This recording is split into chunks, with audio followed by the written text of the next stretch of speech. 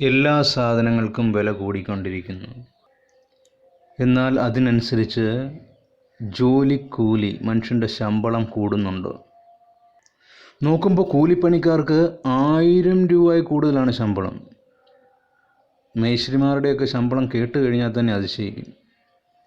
പക്ഷേ ദിവസക്കൂലിക്കാരുടെ ശമ്പളത്തിൻ്റെ കാര്യം പറയുമ്പോൾ നമ്മൾ മാസ ജോലിക്കാർ, ഷോപ്പിലോ ഓഫീസിലൊക്കെ പോകുന്നവരായിട്ടുള്ളവരുടെ ശമ്പളം തിരക്കിക്കൊണ്ടിരിക്കുമ്പോൾ മനസ്സിലാക്കാൻ കഴിയുന്നത് 15,000 രൂപയിൽ താഴെ. അപ്പോൾ തന്നെ എന്തുവായി? ഒരു ദിവസം 500 രൂപയിൽ താഴെയെന്ന്. 250 രൂപയ്ക്ക് ശമ്പളത്തിൽ ജോലി ചെയ്യുന്നു. അപ്പോഴെന്തായി കാര്യങ്ങൾ? ശമ്പളം കൂടുതൽ ഉണ്ടാകുന്നുണ്ടോ, ശമ്പളം കുറയുകയാണോ ചെയ്യുന്നതെന്നുള്ളത് നമുക്ക് ഈ കാര്യത്തിൽ നിന്ന് വളരെ വ്യക്തമായിട്ട് മനസ്സിലാക്കാം. ദിവസക്കൂലിക്കാരുടെ കാര്യം പറഞ്ഞുകൊണ്ടാണ് ഈ പറയുന്ന കേരളത്തിൽ നല്ല ശമ്പളമാണ് എന്ന് പറയുന്നത്. അതുകൊണ്ട് തന്നെയാണ് പുറത്തുനിന്ന് വരുന്ന ബംഗാളികൾ പോലും മാസ ജോലിക്കാരാകാതെ ദിവസ ജോലിക്ക് വേണ്ടി ജോലി ചെയ്യുന്നതിൻ്റെ കാര്യം. പക്ഷേ അതിൻ്റെ അകത്ത് എടുത്തു പറയപ്പെടുന്ന ഏറ്റവും പ്രധാനപ്പെട്ട ഒരു കാര്യമുണ്ട്. അത് കേൾക്കുമ്പോഴാണ് നമ്മൾ ഞെട്ടിപ്പോകുന്നത്. ശമ്പളത്തിൻ്റെ കാര്യത്തെക്കുറിച്ചുള്ള ഏറ്റവും വിവരമില്ലായ്മ മനസ്സിലാക്കുന്നത്. ഒരു മേശരിക്ക് ജോലി ഉണ്ടെങ്കിൽ തന്നെയും 2 മാസം ജോലി കഴിഞ്ഞിട്ട് കുറേ നാളത്തേക്ക് അവന് ജോലി ഇല്ലാതാകുന്നു. ദിവസക്കൂലിക്കാരന് ജോലി ഉണ്ടെങ്കിൽ മാസത്തിൽ എല്ലാ ദിവസവും ജോലിക്ക് പോകുന്നവരുടെ കാര്യം വിരളം എന്ന് തന്നെ പറയാം. അപ്പോഴെന്തുവായി? ഈ പറയുന്ന 16 ദിവസം 15 ദിവസമൊക്കെ ജോലി ചെയ്യുമ്പോൾ അവൻ്റെയും ദിവസക്കൂലി മാസ ലെവലിൽ കണക്ക് കൂട്ടി ദിവസക്കൂലി നോക്കുമ്പോഴെന്തുവായി? വെറും 500 രൂപയിൽ താഴെ. എന്നാൽ ഓരോ സാധനങ്ങളും നമ്മൾ മേടിക്കുമ്പോൾ, ഉപ്പുകൂട്ട് കർപ്പൂരം വരെ നമ്മൾ കടയിൽ നിന്ന് മേടിക്കുന്ന എന്ത് സാധനത്തിനും നികുതി, ടാക്സ് എന്ന് തന്നെ പല രീതിയിലുള്ള GST, അങ്ങനെ പല രീതിയിലുള്ള ടാക്സിൻ്റെ കണക്ക് നമുക്കൊരു ബില്ലായിട്ട് മേടിക്കുവാണെങ്കിൽ അതിൽ നിന്ന് മനസ്സിലാക്കാൻ കഴിയും. ബില്ലായിട്ട് മേടിക്കാത്ത സാധനത്തിനും ഇത് തന്നെയാണ് ഗതി.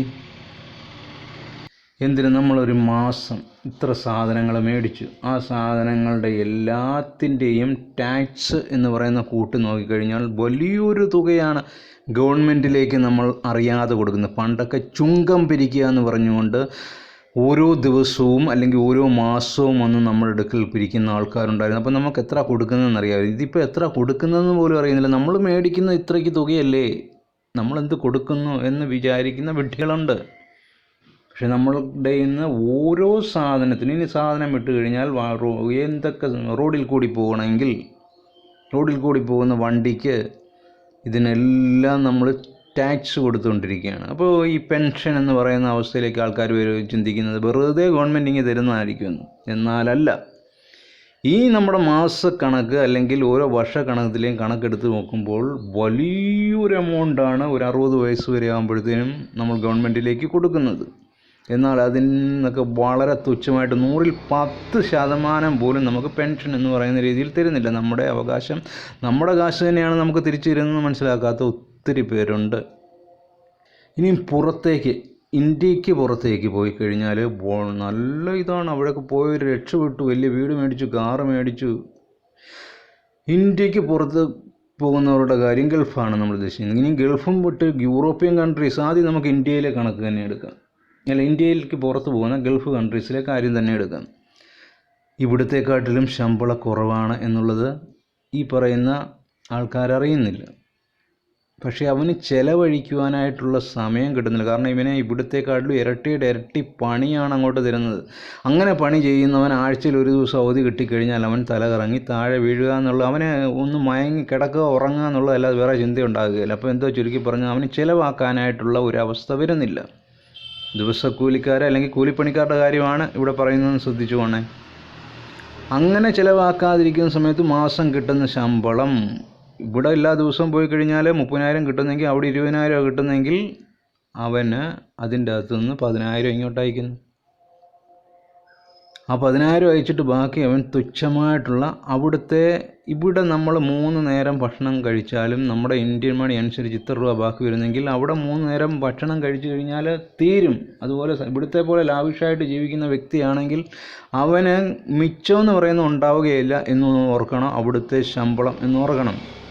അവിടെ കിട്ടുന്ന ശമ്പളം അതുപോലെ ഇങ്ങോട്ട് അയച്ചാൽ മാത്രമേ ഇവിടെ ഗുണം ഉണ്ട് എന്ന് ഓർക്കണം. പക്ഷെ അതുപോലെ അയക്കാൻ അവിടുത്തെ ചിലവ്, വണ്ടി, ടാക്സ്, ഫോണ്, ഇതെല്ലാം കൂടെ റൂമിൻ്റെ വാടക, മൊബൈലിനിടേണ്ടത്, എന്തിനൊരു മെട്രോയിൽ കയറി പോയി കഴിഞ്ഞാൽ തന്നെ അതിൻ്റെയൊക്കെ ചാർജ് വരുമ്പോൾ അവന് ഒട്ടും ബാലൻസ് കിട്ടുകയില്ല എന്നുള്ളത് ഇവിടെയുള്ളവരറിയുന്നില്ല. അതായത് ഇവിടെ ലാവിഷായിട്ട് ജീവിക്കുന്ന വ്യക്തിക്ക് അവിടെ പോയി കഴിഞ്ഞാൽ ഒന്നും മിച്ചം കിട്ടുകയില്ല എന്ന് സാരം. ഇവിടെ അവന് കിട്ടുന്നത് നല്ല രീതിയിൽ മിച്ചം വെച്ചുകൊണ്ട് എടുത്തു കഴിഞ്ഞാൽ ഇവിടെ തന്നെയാണ് ലാഭം ഉണ്ടാകുന്നത്. ഇവൻ ഇവിടെ ലാവിഷായിട്ട് നടന്നിട്ട് അവിടെ പോയിട്ട് ഭക്ഷണം പോലും നേരാവണ്ണം കഴിക്കാതെ മിച്ചം പിടിച്ച് കിട്ടുന്ന പൈസ അതുപോലെ ചിലവാക്കാനായിട്ട് അവനായിട്ട് കാശ് വരുന്ന സാഹചര്യങ്ങൾ പലതും അവിടെ ഒഴിവാകുന്നു. ജോലിയിൽ നിന്നും പറഞ്ഞുകൊണ്ട് പോയി നല്ല ജോലി എടുക്കുമ്പോൾ ഓവർ ടൈം എന്ന് പറഞ്ഞാൽ തുച്ഛമായ രീതിയിലുള്ള പൈസ കൊടുക്കുക. അങ്ങനെ ചെയ്തു വരുന്ന സമയത്ത് അവന് കിട്ടുന്ന തുച്ഛമായ പൈസ മാസത്തിൽ കിട്ടുമ്പോൾ എന്ത് ചെയ്യുന്നു, അവൻ ഇങ്ങോട്ട് ഇത്ര രൂപ അവൻ അയക്കാൻ പറ്റുന്നു. അങ്ങനെ ജീവിക്കുന്നത് കൊണ്ട്, അങ്ങനെ അയക്കാൻ പറ്റുന്നത് കൊണ്ടാണ് ഇങ്ങോട്ട് വരുന്നതും പിന്നെ ഇവിടെ വന്ന് വീട് വെക്കുന്നതോ കാറ് മേടിക്കുന്നു എന്നൊക്കെ പറയുന്നത്. ഇനി അവിടുന്ന് യൂറോപ്യൻ കൺട്രീസിലേക്ക് നമുക്ക് പോകാം, അല്ലെങ്കിൽ അമേരിക്ക പോലുള്ള സ്ഥലങ്ങളിലേക്ക് പോകാം.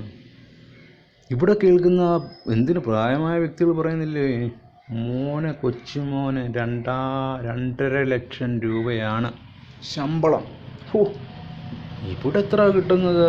30,000, 20,000, 15,000. അയ്യോ, ഇവിടെ 2.5 ലക്ഷം രൂപയാണ്. ഈ വിഡ്ഢികൾ അറിയുന്നില്ലല്ലോ, ഈ 2.5 ലക്ഷത്തിൽ 25,000, 50,000 രൂപ പോലും ബാലൻസ് വെക്കാനായിട്ട് പറ്റുകയില്ല എന്നുള്ളത് ഇവരറിയുന്നില്ല. അവിടെ ചെല്ലുന്ന സമയത്ത് അവൻ താമസിക്കുന്ന, ഇവിടെ നല്ലൊരു വീട്ടിൽ താമസിച്ചിരിക്കുന്നവൻ അവിടെ ചെല്ലുമ്പോൾ ഈ വീടിൻ്റേതിൻ്റെ 1/4 ഒരു കടമുറി പോലുള്ള ഒരിടത്ത് കിടക്കണമെന്നുണ്ടെങ്കിൽ അവന് കൊടുക്കേണ്ടി വരുന്ന വാടക എന്ന് പറയുന്നത് നല്ലൊരു തുകയാണ്. ഇപ്പോൾ തന്നെ ആ വാടക കൊടുത്ത് വരുമ്പോൾ ഇനിയൊരു വീട് വെക്കണം, വീട് മേടിക്കണം എന്നുള്ള ലോണ് എന്നുള്ള അവസ്ഥയിലേക്ക് ആൾക്കാർ വരും. ലോൺ എന്നുള്ള അവസ്ഥയിലേക്ക് എടുത്തു കഴിയുന്ന അവസ്ഥ വരുമ്പോൾ ഇവിടുത്തെ 4 കോടിയോളം എങ്കിലും വരും ഒരു ചെറിയ വീടിന്.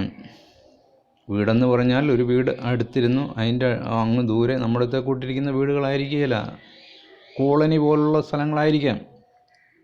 അങ്ങനെ വരുമ്പോൾ ഈ 4 കോടി അടച്ചു തീർക്കണമെന്നുണ്ടെങ്കിൽ ഇവന് ഭാര്യയ്ക്കും ഭർത്താവും കെട്ടിയിട്ട് പോകുന്നവനാണെങ്കിൽ അവർക്ക് 2 പേർക്കും ജോലി ഉണ്ടാകണം. ജോലി ആയിക്കഴിഞ്ഞ് പിന്നെ മക്കളായി കഴിയുമ്പോൾ ഈ മക്കൾ എന്ന് പറയുന്നവർ വളർന്നു വന്നിട്ട് അവരുടെ കല്യാണത്തിൻ്റെ സമയത്ത് പോലും ഈ ലോണ് വീട്ടിൽ തീരുകയില്ല. അതുകൊണ്ടാണ് ഇപ്പോൾ പഴയതുപോലല്ലോ, എപ്പോഴും വരാനായിട്ട് സൗകര്യങ്ങളുണ്ട്, യാത്രാ സൗകര്യമുണ്ട്. എന്നിട്ട് എന്തുകൊണ്ട് അവിടെ ഉള്ളവർ 2 വർഷം കൂടുമ്പോഴെങ്കിലും ഇവിടെ വരാത്തത്?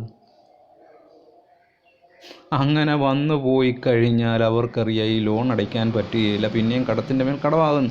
അതുകൊണ്ടാണ് യൂറോപ്യൻ അമേരിക്കയിൽ പോകുന്ന വ്യക്തികൾക്ക് ആഴ്ചയിൽ വരാനുള്ള സൗകര്യം ഉണ്ടാകുന്ന ഈ കാലഘട്ടത്തിൽ പോലും അവർക്ക് അവരുടെ ബന്ധുക്കൾ മരിച്ചാൽ പോലും, മരണത്തിൻ്റെ കാര്യം എടുത്തിട്ട് പോലും ഒരു തരത്തിലുള്ള വരവും പോലും നടക്കില്ല. പിന്നെ അപ്പനോ അമ്മയോ വല്ലതും മരിച്ചാലായി വരുന്നത്, അല്ലാതെ എന്തെങ്കിലും ആഘോഷങ്ങൾ മരണത്തിന് വരുന്നതായിട്ട് കാണുന്നുണ്ടോ?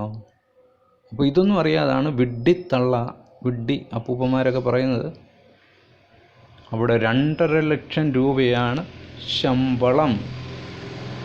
അങ്ങനെ ഒന്ന് നാട്ടിലേക്ക് വന്നു പോയി തിരിച്ചു കഴിഞ്ഞാൽ പിന്നെ അവൻ കടക്കെണിയിലായി എന്ന് പറയാം. അതായത് ഭക്ഷണ സാധനങ്ങളുടെ വില, ഈ പറയുന്ന കരണ്ടിൻ്റെ വില, ഇവന് മാസം കൊടുക്കേണ്ടുന്ന റൂമിൻ്റെ ചാർജ്, അല്ലെങ്കിൽ അവൻ ഇനിയും വീട് സ്വന്തമാക്കിയിട്ടുണ്ടെങ്കിൽ അതിനടക്കേണ്ടുന്ന ലോണിൻ്റെ ചാർജ്, നമ്മുടെ ഇവിടെയുള്ളൊരു മുട്ടയുടെ വിലയുടെ 4 ഇരട്ടി 5 ഇരട്ടി കൂടുതൽ വരും അവിടുത്തെ ഒരു മുട്ടയുടെ വില. അതുപോലെ ഓരോ ഭക്ഷണ സാധനങ്ങളും എടുത്തു കഴിഞ്ഞാൽ മനസ്സിലാകാം. കറണ്ട്, വെള്ളം തൊട്ടുള്ള പല കാര്യങ്ങളൂടെ വന്നു കഴിയുമ്പോൾ ഈ 2.5 ലക്ഷത്തിൽ അവന് 25,000 രൂപ പോലും മിച്ചം ഉണ്ടാവുകയില്ല. അപ്പോൾ ഭാര്യയും ഭർത്താവും രാവിലെ തൊട്ട് വൈകിട്ട് വരെയും പണി ചെയ്തിട്ട് പിന്നെ ഓവർ ടൈം ചെയ്ത് ഒരാഴ്ച മുഴുവൻ ഇങ്ങനെ കിടന്ന് നരകിച്ച്, അതുകൊണ്ടാണ് അവർക്ക് തൊടുന്നതിനും പിടിക്കുന്നതും ദേഷ്യമുണ്ടാകുന്നതും. എന്നാൽ ഇങ്ങോട്ട് വരുന്ന സമയത്ത് വലിയ ആളുകളാണെന്നുള്ള രീതിയിൽ കോട്ടും പത്രാസും കാണിച്ചുകൊണ്ട് നടക്കുന്നു. ഇപ്പോൾ അതെല്ലാം തെളിഞ്ഞു. ഓരോ കാര്യങ്ങൾ പണ്ട് ഗൾഫിൽ പോകുന്നതായാലും മറ്റുള്ള കാര്യങ്ങളായാലും ആൾക്കാർക്ക് അറിയില്ലായിരുന്നു. പക്ഷേ ഇപ്പോൾ എല്ലാ കാര്യങ്ങളും തെളിഞ്ഞത് കൊണ്ട്, ഓപ്പൺ ആയതുകൊണ്ട് ആ കളി ഇപ്പം നടക്കാതെ പോകുന്നതിൻ്റെ കാര്യവും അതാണ്. അപ്പോൾ ചുരുക്കി പറഞ്ഞു കഴിഞ്ഞാൽ ലോകത്തിൻ്റെ ഏത് രാജ്യത്തും കേരളം തൊട്ട് ഇന്ത്യ തൊട്ട് ഇങ്ങനെ തിരിഞ്ഞ് ഈ ലോകത്തിൻ്റെ ഏത് രാജ്യത്തായാലും ജനങ്ങളുടെ ജോലി, അവനൊരു മാസം ജോലി ചെയ്യുന്ന ജോലിയുടെ ശമ്പളത്തിൻ്റെ 80%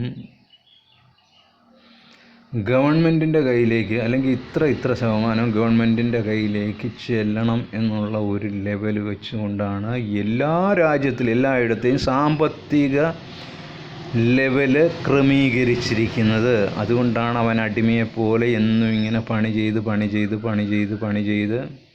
എന്തെങ്കിലും മിച്ചം പിടിക്കണം, അല്ലെങ്കിൽ വീട് എന്തെങ്കിലും വെക്കണം, എന്തെങ്കിലും കാര്യം വേണം, പിന്നെയും ലോൺ എടുക്കേണ്ടുന്ന ഗതികേട് വരുന്നത്. വലിയ ശമ്പളത്തിൽ ജോലി ചെയ്യുന്നു എന്ന് പറയുന്ന വ്യക്തികൾ പോലും ലോൺ എടുത്തിട്ട് ചെയ്യേണ്ടി വരുന്നു എന്ന് പറയും. ആ ലോണിൽ കിടന്ന് കറങ്ങിത്തിരിഞ്ഞ് പോകേണ്ടി വരുന്നത്. അപ്പോൾ ഒരു മനുഷ്യൻ്റെ സാമ്പത്തിക ലെവലും കാര്യങ്ങളെക്കുറിച്ചൊക്കെ മനസ്സിലാക്കി വരുമ്പോൾ വളരെ വിഡ്ഢിതരമായ ജീവിതശൈലി ജീവിച്ചു പോകുന്നവരാണ് ഈ പറയുന്ന ആൾക്കാരെന്ന് തന്നെ പറയേണ്ടി വരും. എന്നാൽ ഇതൊന്നും അറിയാതെ ലാവിഷായിട്ട് ജീവിക്കുന്നവൻ അവന് ജീവിച്ചു എന്നെങ്കിലും പറയാം.